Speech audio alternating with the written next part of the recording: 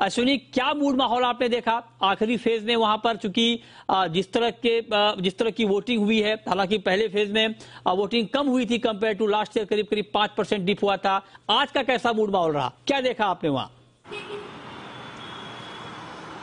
जी देखिए, जिस तरह से एक उम्मीद थी कि इस बार यानी सेकेंड फेज में वोटिंग काफी होगी, लेकिन ऐसा हुआ नहीं।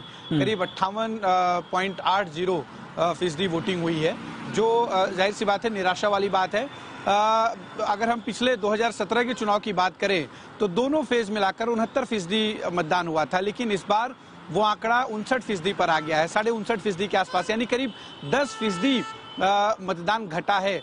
ऐसा कहते हैं कि जब मतदान कम गिरता है, वोट कम होते हैं, तो इसका फायदा जो सत्ता पक्ष होता है उसे मिलता है, और वैसा फिलहाल होता भी दिख रहा है कि कहीं ना कहीं जिस तरह से प्रधानमंत्री नरेंद्र मोदी की जो रैलियां ताबड़तोड़ हुई, 54 किलोमीटर का उन्होंने रोड शो किया, 32 किलोमीटर का रोड शो किया, इसके बाद 15 किलोमीटर का रोड शो, जो लगातार रोड शो किए उन्होंने, उसका कहीं ना कहीं एक फायदा जो है अभी तक होता दिख रहा है।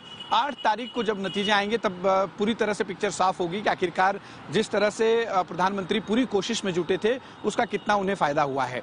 अगर हम बात करें मध्य और उत्तर गुजरात की, जहां पर आज वोटिंग हुई है, तो साल 2017 में 61 सीटों में से भारतीय जनता पार्टी को करीब 51 सीटें दोनों जगहों से मिली थी। 93 सीटों में से 51 सीटें, ये जो है कहीं ना कहीं एक बड़ी मार्जिन थी। इस बार अहमदाबाद, जो एक तरह से भारतीय जनता पार्टी का गढ़ माना जाता रहा है, यहाँ पर वोटिंग सबसे कम हुई है। आज जितने जिलों में, 14 जिलों में आज वोटिंग थी, उसमें से सबसे कम अगर कहीं पर वोटिंग हुई है तो वो है अहमदाबाद। और आपको ये भी जानना जरूरी होगा कि अहमदाबाद में ही प्रधानमंत्री ने करीब 70 किलोमीटर का रोड शो किया। पहले उन्होंने 54 किलोमीटर का किया, इसके बाद 15 से 16 किलोमीटर का 2 बार उन्होंने रोड शो किया, और यहाँ पर 53% मतदान हुआ है, जो कहीं ना कहीं एक बहुत निराशा की बात है। जी ठीक बात है, ये आपने बहुत डिटेल में बताया कि कहाँ कितनी वोटिंग हुई है, गुजरात का पूरा मूड आपने समझाया, बताया। अब